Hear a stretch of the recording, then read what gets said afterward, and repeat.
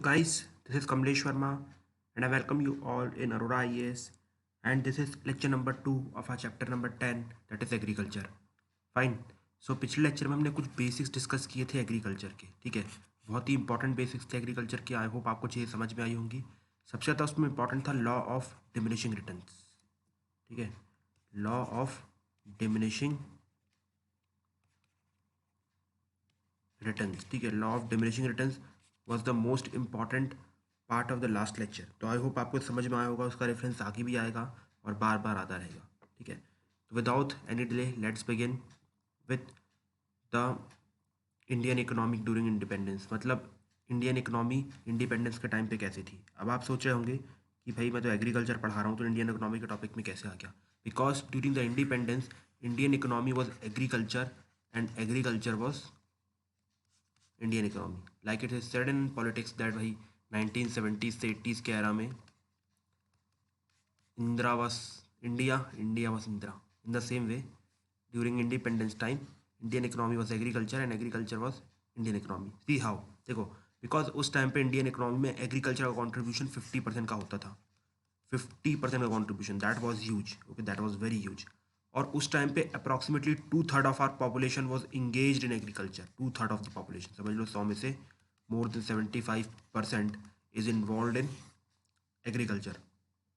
ठीक है, तो उस टाइम पे अगर देखो तो उस टाइम पे एटलीस्ट उसके हिसाब से, उस टाइम के हिसाब से कंडीशन बहुत अच्छी थी एग्रीकल्चर की. बिकॉज 50% कॉन्ट्रीब्यूशन है और 2/3 ऑफ द पॉपुलेशन है. दो पॉपुलेशन वॉज बिग, दो population was big but still it was fine.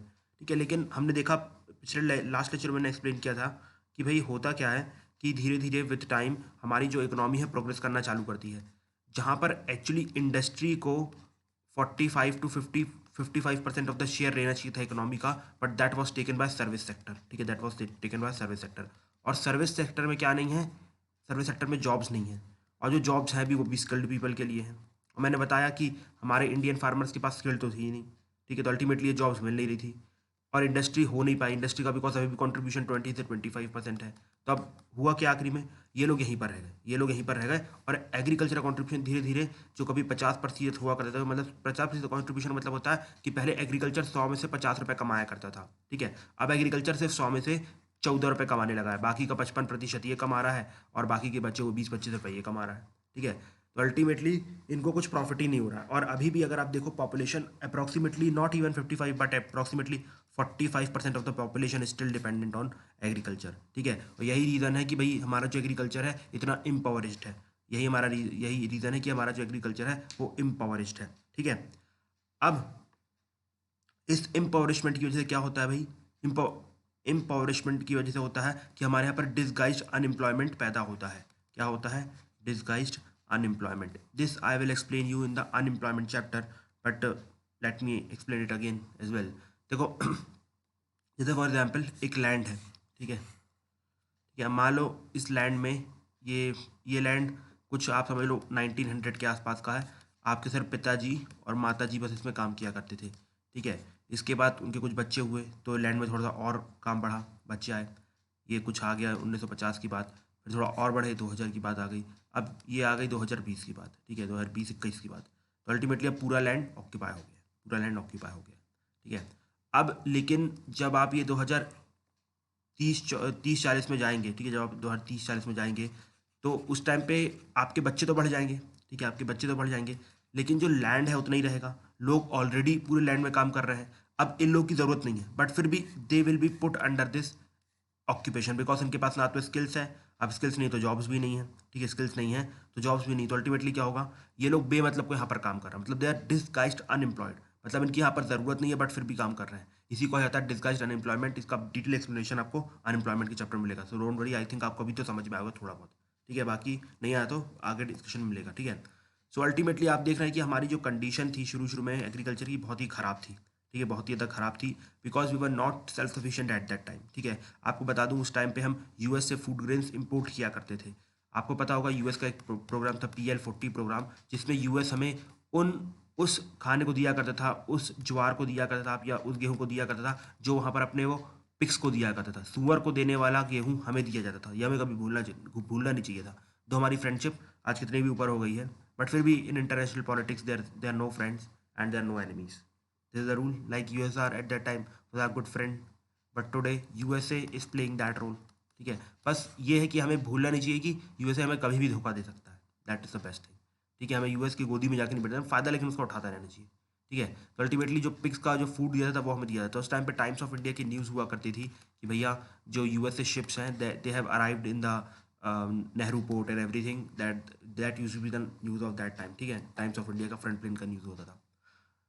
इसके बाद गवर्नमेंट ने सोचा कि भाई इस तरीके से काम नहीं चल सकता. ठीक है, जो मेनली अगर आप देखोगे ये जो प्लान आया, ये मतलब हमारे क्या नाम है लाल बहादुर शास्त्री उनके दिमाग में आया. अब ऐसा नहीं है कि नेहरू जी इस पर इंटरेस्टेड नहीं थे. नहीं नहीं नहीं, नेहरू जी की डेथ 1964 में हो जाती है. ठीक है, Nehru ji was always interested in revolution. Nehru ji हमेशा जानते थे और हमेशा बोलते थे कि अगर इंडिया को आगे बढ़ाना है, अगर इंडिया को आगे बढ़ना है, इंडिया को अगर अपनी पॉवर्टी मास पॉवर्टी से बाहर आना है, उसके दो ही रास्ते हैं. एक है मॉडर्नाइजेशन. ठीक है, एक है मॉडर्नाइजेशन और दूसरा है साइंस. मतलब science is all about modernisation. मतलब इन शॉर्ट वो जानते थे कि अगर इंडिया को आगे आना है तो India without science without technology can not move ahead. ठीक है, ये नेहरू जी को पता था. लेकिन उस टाइम पे अगर आप देखो तो ग्रीन रेवोल्यूशन के जो सीड्स थे उसके ऊपर सिर्फ रिसर्च चल रही थी और कुछ छोटे बेसिस पे एक्सपेरिमेंट चल रहे थे.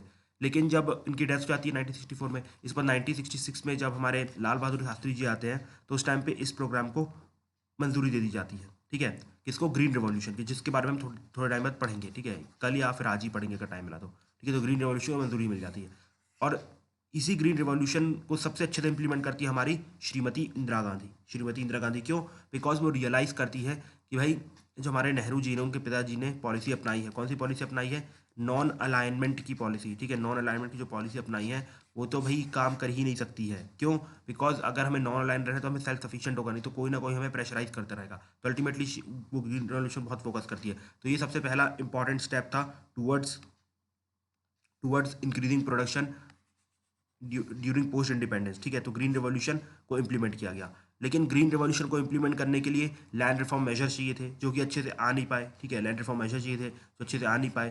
तो इसलिए कहा जाता है ग्रीन रेवोल्यूशन जो मैक्सिमम फायदा था वो सिर्फ और सिर्फ जो अपर पीजेंट्स थे. ठीक है, अपर पीजेंट थे जिनके पास लैंड था वही लोग ले पाए. और mainly peasant of Punjab and Haryana. Punjab and Haryana इनको मैक्सिमम फ़ायदा मिलता है. ठीक है, इसके बाद अब सिंपल सी बात है भाई, इनको फ़ायदा हो तो इन्होंने क्या किया, अपना जो नेट जोन एरिया था, नेट जोन एरिया मतलब जहाँ पर फसल उगाई जाती है, शॉर्ट के लिए भी इतना समझ लो. नेट जोन एरिया जहाँ पर पूरे में फसल लगती है. ठीक है, उसको भी मतलब आप कह सकते हैं बढ़ाना चालू कर दिया. ठीक है, उसको भी बढ़ाना चालू कर दिया. अब इसके बाद फार्मर को लॉसेस ना हो उसके लिए सब्सिडीज़ देना चालू की, मार्केट सपोर्ट प्राइस दिया. ठीक है, और इंस्टीट्यूशनल क्रेडिट लॉ भी, मतलब इंस्टीट्यूशनल क्रेडिट फ्लो भी तैयार करवाया. ठीक है, मतलब सब्सिडीज़ दी गई. सब्सिडीज़ मतलब कि भाई जैसे फॉर एग्जांपल कि ये बीज है. ठीक है, इस बीज का एक्चुअली जो प्राइस है वो एक्चुअली में 20 रुपये है, लेकिन वो फार्मर यूज़ नहीं कर सकता, तो उसको हम ये 5 रुपये में देंगे. तो 15 रुपये जो है वो गवर्नमेंट अपनी तरफ से दे रही. That is called a subsidy. ठीक है, इसके बाद मार्केट सपोर्टिंग प्राइस, इस बारे में थोड़ा सा डिस्कस करेंगे हम फ्यूचर में. इसके बाद इंस्टीट्यूशनल क्रेडिट फ्लो, इसको भी इंश्योर करवाया. इसकी वजह से ये सब जो रीजन थे इसकी वजह से हमारे यहाँ पर जो एग्रीकल्चर प्रोडक्शन था पोस्ट इंडिपेंडेंस के बाद बहुत ही ट्रेमेंडसली बढ़ के सामने आया. ठीक है, ट्रेमेंडसली बढ़ के सामने आया. सो अभी थोड़ा सा हमने सिर्फ इंडियन इकोनॉमी का इंट्रोडक्शन लिया और कैसे हमारे यहाँ पर प्रोडक्शन बढ़ा. अब let us discuss these topic separately. Like ये सब अपने आप में एक टॉपिक है. Like for example land reform major, green revolution, subsidy, market support price, institutional credit flow, these are the topics. ठीक है, तो we are going to begin our journey with the land reforms and its failures. ठीक है, सो आप सब जानते हैं British के दौरान, ठीक है, ब्रिटिश के दौरान ज़मींदारी सिस्टम, रैयतवारी सिस्टम, ये सब सिस्टम डेवलप हो गए थे. ठीक है, ज़मींदारी, रैयतवारी और फिर तीसरा कौन था? महलवारी. ठीक है, ये सब सिस्टम एक्चुअली में डेवलप हो गए थे जिसने हमारे सिस्टम को, आप कह सकते हैं एग्रीकल्चर को फ्यूडल एग्रीकल्चर बना दिया था. क्या बना दिया था? फ्यूडल एग्रीकल्चर बना दिया था. Feudal agriculture in the sense कि भाई फ्यूडल एग्रीकल्चर किसको कहा जाता है? जहाँ पर आपके ऊपर लैंड लॉर्ड्स रहते हैं. ठीक है, लैंड लॉर्ड्स रहते हैं और उनके ऊपर मतलब और उनके नीचे बहुत सारे पीजेंट रहते हैं जो कि खेतों में काम करते हैं. और जो भी पूरी प्रोड्यूस होती है वो लैंडलॉर्ड के घर में लाई जाती है. फिर जो भी बचती है लैंडलॉर्ड आपको थोड़ा बहुत वापस कर देता है आपके जीने के लिए. ठीक है, that actually you saw in Game of Thrones. ठीक है, Lord Stark. At same thing you will see here it. India में भी क्या हुआ, उन्होंने ज़मींदार को इंट्रोड्यूस किया. ठीक है, who became the land Lord. ठीक है, और यहाँ पर पीजेंट हुआ करते थे नीचे जिनकी पूरी कमान थी वो ज़मींदार के अंदर थी. उसको एविक्ट कर दे, चाहे उससे ज़्यादा रेंट ले, कम रेंट ले, मतलब इस तरीके से नाम के लिए बस प्रोटेक्शन हुआ करते. और इसलिए आप देखोगे कुछ ही सक्सेसफुल मूवमेंट है ज़मींदार के खिलाफ. ठीक है, तो इस टाइप से हमारा सिस्टम डेवलप हो गया था. और अगर अब इंडिया को प्रोग्रेस करना था तो इस वे में एक्चुअली में हमारा प्रोग्रेस नहीं हो सकता था। देखो, हम एक तो पहली बात देखो, उसके 2 रीज़न थे लैंड रिफॉर्म लाने के। सबसे पहली बात तो भाई कांग्रेस ने ऑलरेडी प्रॉमिस किया था लैंड टू द टिलर, ठीक है? तो कांग्रेस को तो अपना पॉलिटिकल प्रॉमिस निभाना था, तो उसके लिए तो कांग्रेस कुछ ना कुछ करेगी, ठीक है? अब दूसरी चीज़ ये थी कि भाई अगर आपको प्रोडक्शन बढ़ाना है, तो प्रोडक्शन सिर्फ़ और सिर्फ तभी बढ़ेगा, प्रोडक्शन सिर्फ़ और सिर्फ भाई तभी बढ़ेगा जिस टाइम पे लैंड टिलर को मिलेगा, ठीक है? बिकॉज़ जब उसका खुद का लैंड होगा तो वहाँ पर वो खुद की इन्वेस्टमेंट करेगा, ठीक है? खुद की इन्वेस्टमेंट करेगा तो प्रोग्रेस ज़्यादा बढ़ेगी। ऊपर से हमारे जॉन रॉल ने कहा था कि हमारी जो सोसाइटी की सबसे वीकेस्ट लिंक होती है सबसे कमज़ोर पर्सन, क्योंकि इसको मारना आसान होता है। तो अल्टीमेटली अगर उसके पास लैंड नहीं होगा, उसके पास एग्रीकल्चर सिक्योरिटी नहीं होगी, तो सोशल वायलेंस बढ़ेगा, सोशल अनरेस्ट बढ़ेगा। तो अल्टीमेटली उनको लैंड देने का इकोनॉमी को बहुत ज़्यादा फ़ायदा होने वाला था, तो इसमें अगर आप देखें तो इन टोटल 4 चीज़ें रखी गई, ठीक है? 4 चीज़ें रखी गई। सबसे पहले बताओ एबॉलिशन ऑफ ज़मींदारी सिस्टम, ठीक है? इट इंक्लूड्स एवरीथिंग, रैयतवारी है जो भी है, ठीक है? और दूसरा था implementation of land ceiling. ज़मींदारी system समझ रहे हो ना कि भाई शुरू-शुरू में ज़मींदारी सिस्टम में क्या था कि पीजेंट से ज़मींदार टैक्स लेगा और उसके बाद गवर्नमेंट की तरफ जाएगा। लेकिन अब गवर्नमेंट ने बोला कोई ज़रूरत नहीं है इस मूर्ख की, इसने बहुत लूट लिया है, डायरेक्टली जो पीजेंट है वो अपना टैक्स गवर्नमेंट को दे सकते हैं। और आपको बता दूं कि जो एग्रीकल्चर इनकम टैक्स है मोस्ट ऑफ द स्टेट्स में एग्जेम्प्टेड है, ठीक है? तो अभी पीजेंट लोग को ऊपर तक कोई भी टैक्स नहीं देना पड़ता है, ठीक है? ऊपर तक कोई भी टैक्स नहीं देना पड़ता है। इन शॉर्ट एग्रीकल्चर इनकम में कोई टैक्स लगता ही नहीं है, फाइन। इसके बाद लैंड सीलिंग को इम्प्लीमेंट करने की बात की गई। देखो, अगर आपको डिस्ट्रीब्यूट करना है लैंड तो सबसे अच्छा तो ये आप लैंड सीलिंग पुट कर दो, ठीक है? जैसे फॉर एग्जांपल कि किसी ज़मींदार है, उसके पास लगभग 1000 एकड़ की ज़मीन होगी, 1000 15,000 बड़ी बड़ी एकड़ की ज़मीन होगी। तो आप फिक्स कर दो कि भाई कोई भी बंदा है उसके पास 100 एकड़ से ऊपर की ज़मीन हो ही नहीं सकती, 100 एकड़ से ऊपर की ज़मीन हो ही नहीं सकती। तो अल्टीमेटली जितना भी उसके पास लैंड बचा है वो सब इलीगल है।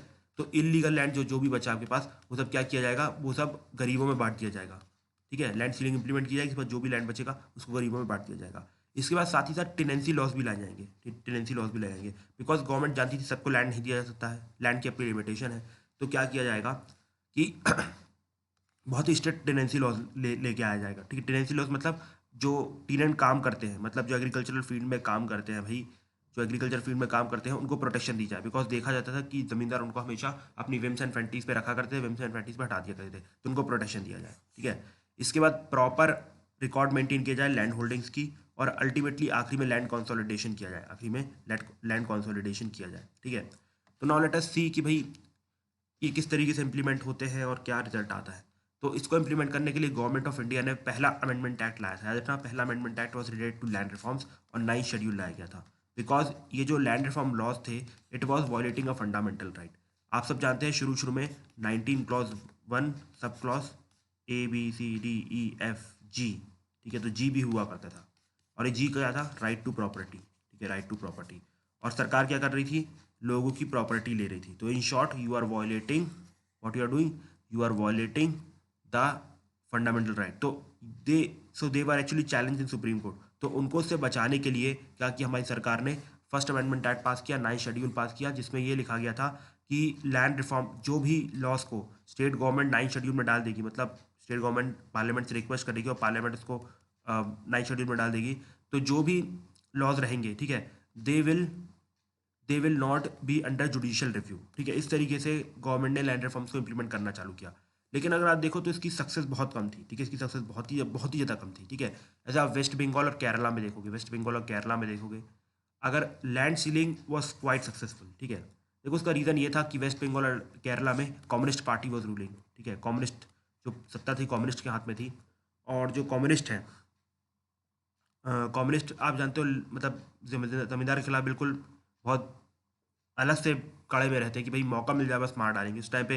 वहीं से अगर आप देखो तो नक्सलबारी मूवमेंट की शुरुआत भी होती है, जहाँ पर बहुत सारे लीडर ने अच्छी अच्छी स्टेटमेंट दी थी लोगों को मारने की, ठीक है?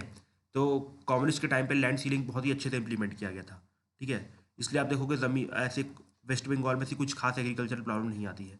और अगर आप लैंड कंसोलिडेशन की बात करोगे तो that was more successful in Punjab and Haryana part, ठीक है? Punjab and Haryana part.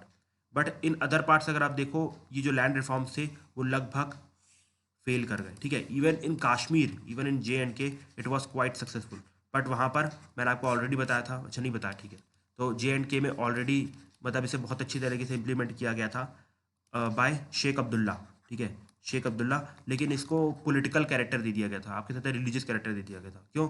Just because कि भाई J&K में जो मैक्सिमम लैंडलॉर्ड्स थे वो हिंदूज थे और जो मैक्सिमम पीजेंट थे वो मुस्लिम्स थे। तो जब हमारे शेख अब्दुल्ला ने लैंड बिल्कुल खींच खींच के लोगों को बांटना चालू किया, तो इसको ऐसा दिखाया गया कि भैया यहाँ पर हिंदुओं के ऊपर ज्यादती की जा रही है। ठीक है, ये सब एक्चुअली मॉडर्न इंडिया में अच्छे से डिस्कस करेंगे when I will take your modern India series. ठीक है, तो वहाँ पर अच्छे से सुन लेना। सो अल्टीमेटली अब जमींदारी जो सिस्टम था वो फेल क्यों कर गया? ठीक है, वो फेल क्यों कर गया?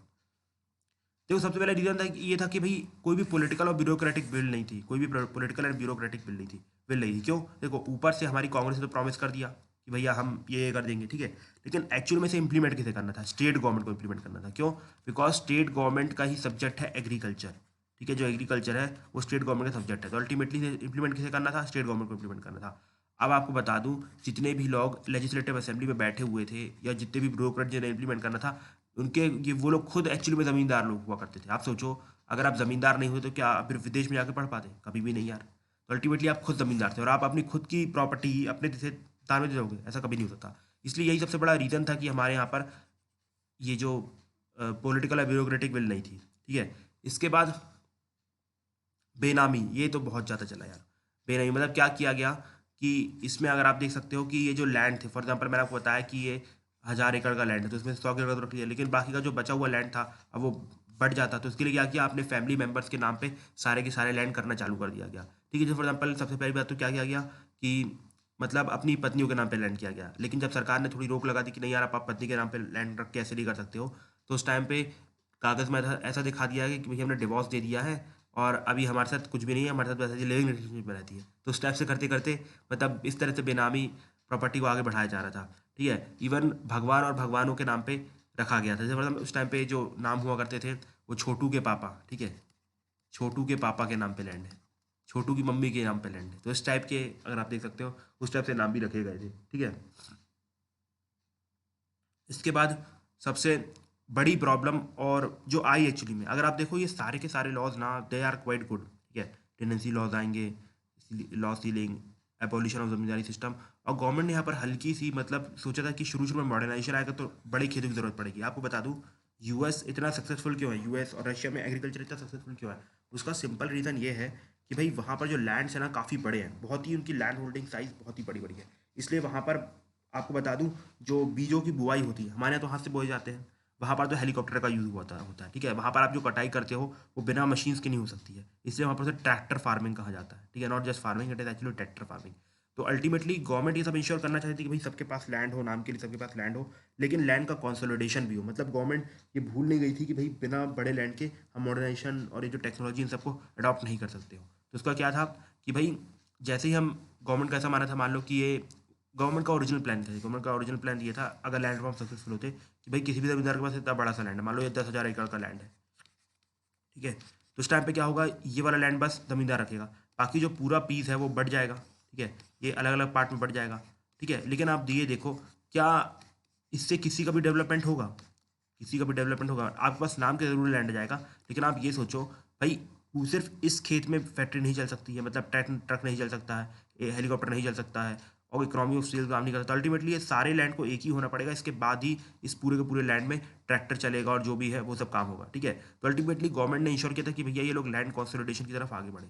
लैंड कंसोलिडेशन मतलब ये होता है कि सारे के सारे फार्मर क्या करेंगे, अपना जो लैंड है वो पूल कर देंगे, अपना जो लैंड है वो पूल कर देंगे।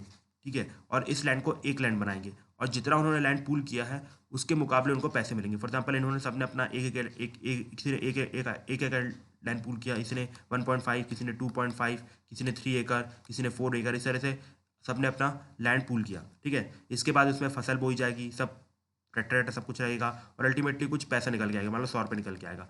तो जिन्होंने जितना कंट्रीब्यूशन किया उसके हिसाब से सबको सबका शेयर मिलेगा। फॉर एग्जाम्पल, एक को 3 रुपये मिलेगा, एक को 4 रुपये मिलेगा, एक को 2.5 मिलेगा, इस तरीके से सबको सबका शेयर मिल जाएगा। ठीक है, अब जब ये चीज़ सिंपल सी बात ही बहुत अच्छी थी, अब यूएसएसआर में यही रीज़न था उसके सक्सेस होने का। ठीक है, जब नेहरू जी गए थे उन्होंने यही देखा था कि वहाँ पर लैंड पूलिंग थी, जो लैंड कंसोलिडेशन था बहुत सक्सेसफुल हुआ था। शुरू शुरू में वहाँ पर भी लोग मान नहीं रहे थे, तो यूएसएसआर में जो स्टालिन साहब ने डंडा मार के लोगों को मनवा दिया, तो लोग मान के तैयार हो गए थे। ठीक है, वो बात की बात है। बट हमारे यहाँ पर लैंड कंसोलिडेशन सक्सेसफुल नहीं हो पाया। उसका रीज़न ये था, except Punjab and Haryana reason ये था कि भाई कोई भी अपना लैंड एक दूसरे के साथ पूल नहीं करना चाहता था। क्यों? बिकॉज सबका लैंड जो था वो अलग अलग क्वालिटी का था। जैसे फॉर एग्जाम्पल यहाँ तक तो ठीक है कि भाई यहाँ पर एक टाइप की सॉइल है, ब्लैक सॉइल है, फिर यहाँ पर थोड़ी अलग टाइप की सॉइल चालू हो गई, ठीक है, अब यहाँ पर थोड़ी बंजर है, यहाँ पर थोड़ी अच्छी है। तो अब लोगों ने सोचा भाई हम अपना आप एक दूसरे से अपना लैंड क्यों पूल करें। ऊपर से जो कास्ट इशू तो हमारे यहाँ हमेशा रहते हैं कि भाई ये बड़ी कास्ट का लैंड है, मतलब ये ब्राह्मण साइड का है और ये थोड़े अनटचेबल साइड का है। तो अल्टीमेटली इन सब रीज़न की वजह से हमारे पर लैंड कंसोलिडेशन सक्सेसफुल नहीं हो पाया, ठीक है। और एक्चुअली में ये जो मैं आपको जब से टीएनसी लॉ की बात कर रहा हूँ कि गवर्नमेंट ने यहाँ पर वेस्ट बंगाल में और आप कह सकते हो जो बाकी जगह थोड़ा थोड़ा भी लैंड डिस्ट्रीब्यूशन हुआ, वो सिर्फ नाम का हुआ था, वो सिर्फ नाम का हुआ था। मतलब रियल में अभी भी यहाँ पर डी फैक्टो रूल कौन कर रहा था? लैंड लॉर्ड ही कर रहा था, ठीक है।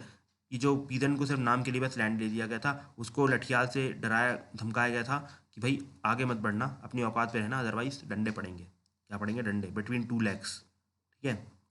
सो इसके बाद so ultimately these were the main reason through which the our land reform failed, ठीक है। these were the reason through which our land reforms failed, fine. और इसका इम्पैक्ट क्या हुआ? इसका इम्पैक्ट ये हुआ कि भाई अभी भी हमारे पर सोशल अनरेस्ट देखने को मिल रहा है, ठीक है। सोशल अनरेस्ट रूरल एरियाज में देखने को मिल रहा है, बिकॉज वहाँ पर अभी तक जो ज़मींदार थे वही rich are getting richer and poor are getting richer, that philosophy चल रही, तो वहाँ पर सोशल अनरेस्ट बहुत ज़्यादा देखने को मिल रहा है। इसके बाद जो ग्रीन रेवोल्यूशन का फ़ायदा था वो सिर्फ और सिर्फ बड़े लोग उठा पाए, छोटे लोग अभी उतने गरीब हैं। यही हमारे यहाँ रीज़न है कि हमारी जो मास पॉवर्टी है ना, वो ख़त्म नहीं हो रही है। जिस दिन आप लैंड रिफॉर्म प्रॉपरली इंप्लीमेंट कर दो तो आपका काम हो जाएगा। फिर आप सोचोगे लैंड रिफॉर्म का हुआ क्या? देखो, जुडिशरी बार बार इंटरवीन कर रही थी, ठीक है। जुडिशरी के इंटरवीन करते करते 1977 पे इसका अल्टीमेट सोल्यूशन आया। वो क्या हुआ कि हमारी जो जनता गवर्नमेंट थी उसने क्या किया, जब 1978 में 44th अमेंडमेंट एक्ट लेके आए, उसमें उन लोगों ने राइट टू प्रॉपर्टी हटा दिया, ठीक है, राइट टू प्रॉपर्टी हटा दिया। लेकिन वो बहुत देर हो चुकी थी, ठीक है, वो बहुत देर हो चुकी थी। आप देखो अप्रॉक्सीमेटली 28 साल बीत चुके थे और जितने भी हमारे ज़मींदार को जो भी काम करना था वो कर चुके थे, सब ट्रांजेक्शन हो चुका था। इसके बाद कुछ भी लीगल दिखा ही नहीं, तो अब लैंड रिफॉर्म आगे हो ही नहीं सकता था, ठीक है। इसके बाद अगर आप देखोगे तो 1990s में लैंड रिफॉर्म का जो नेचर है वो चेंज हो जाता है। नेचर चेंज कैसे हो जाता है? एक्चुअली 1960-70s में ही चेंज होना चालू हो जाता है। क्यों? बिकॉज गवर्नमेंट को समझ में आता है अगर हम और भी लैंड सीलिंग इंप्लीमेंट करेंगे तो हमारे पास जो भी और भी बड़े बड़े लैंड है वो भी टूट जाएंगे, ठीक है। तो अल्टीमेटली हमें लैंड रिफॉर्म की तरफ ज़्यादा ध्यान नहीं देना चाहिए, हमें ग्रीन रेवोल्यूशन की तरफ ध्यान देना चाहिए। और ग्रीन रेवोल्यूशन का जो भी फायदा होगा वो हम नीचे लोगों तक वेलफेयर स्कीम के थ्रू पहुँचाएंगे, तो ये गवर्नमेंट का प्लान बन जाता है। लेकिन ना तो वेलफेयर स्कीम अच्छे से काम करती है और ग्रीन रेवोल्यूशन जो भी प्रॉफिट मिलता है वो अमीर फार्मर ले जाते हैं। इस बार 1990s में आप आ जाते हो, 1990s में क्या होता है कि गवर्नमेंट का ये जो पूरा लैंड रिफॉर्म का नेचर ही बदल जाता है। उस टाइम पे मेन फोकस जो रहता है वो रहता है कि भैया आप जितने भी लैंड रिकॉर्ड्स हैं उनको डिजिटाइज कर दो, जिससे कि जितना बदल सकता है उतना बदल जाएगा। तो अभी उसी में हम फोकस कर रहे हैं कि लैंड रिकॉर्ड को डिजिटाइज कर दो, जिससे कि आगे जो लैंड एक्विजिशन की प्रोसेस है वो थोड़ी स्मूथ हो जाए। तो मतलब जो कंप्लीट लैंड डिस्ट्रीब्यूट करना है वो नाम का ही रह गया, वो कभी कुछ नहीं हो पाया। और ultimately we are actually supporting the rich person. This is the harsh truth, if you want to accept it, your wish, ठीक है। सो आज के लिए इतना ही रहने देते हैं। अब मिलेंगे अगले लेक्चर में rest of the topic. Thank you and have a nice day my dear friends.